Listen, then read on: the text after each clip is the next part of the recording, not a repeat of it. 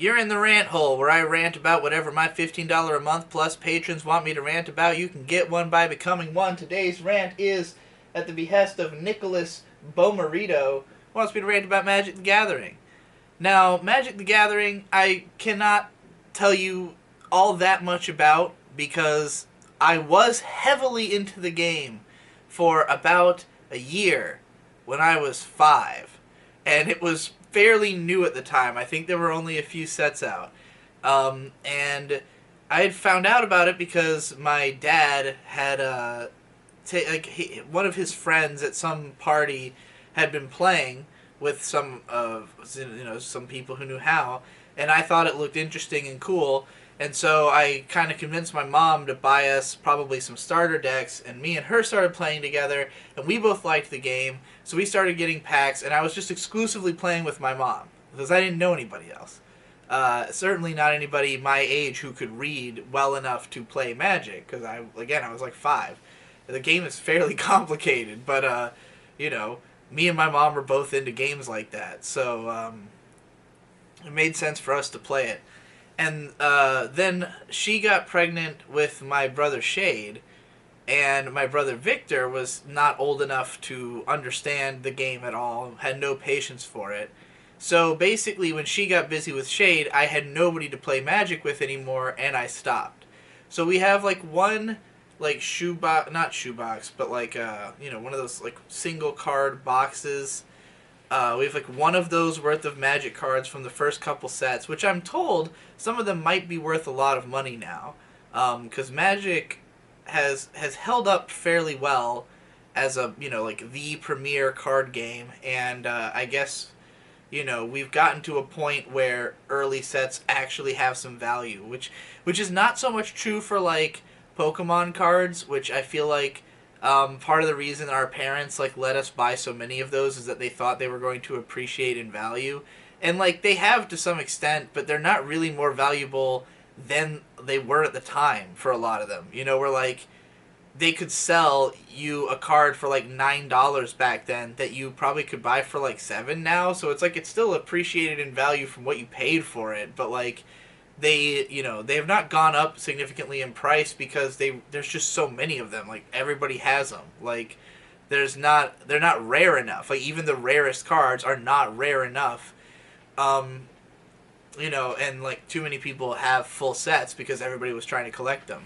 I think maybe the early sets of Magic were not so, were not seen as like such important collector's items, and were maybe not purchased with the same fervor. Whatever the case, I've been told that they could be valuable and I should go through the ones I have.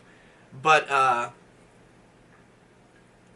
so I kind of watched from the sidelines Magic becoming a bigger deal because obviously, since I was a kid, when Pokemon came out, then I was just like, oh, this is like Magic the Gathering, but more simple.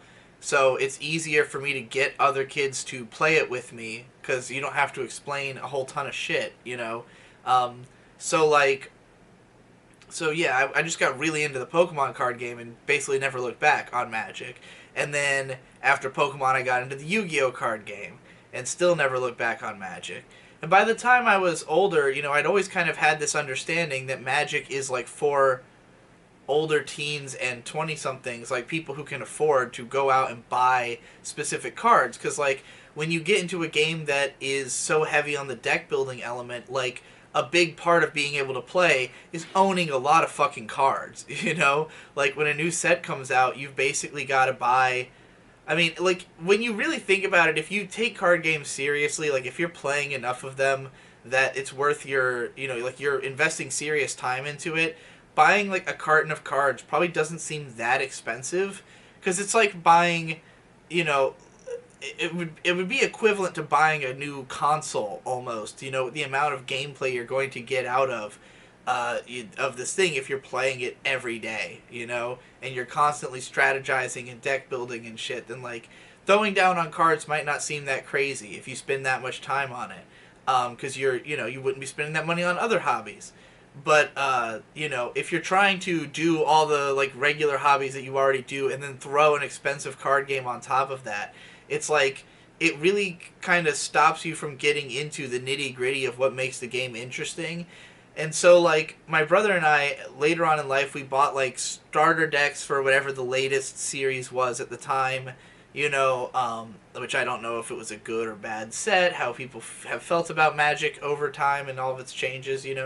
Um, but, like, we got these starter decks, and they were just, like, a little bit too simple. It was, like, single set decks that, we quickly got bored of because we couldn't do anything really advanced with it. And then it was like, well, where are we going to go from here? Like, we didn't have enough fun with these starter decks to feel like we want to spend all our money on Magic cards, but at the same time, we know that the reason it wasn't as fun as it could be is because we don't have as many cards as we would need in order to make something interesting.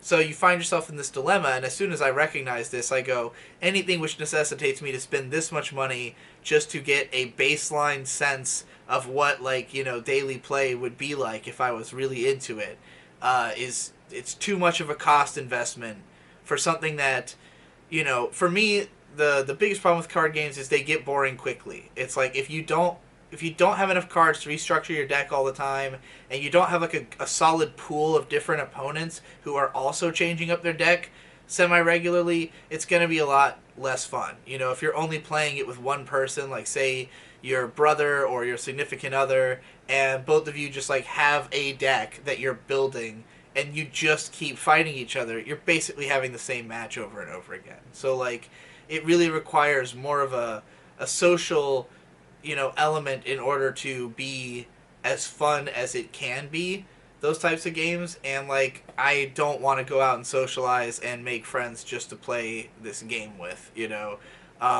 So that's why I've never gotten back into Magic. It's expensive. It's kind of it's hard to get into without like strong social ties to it.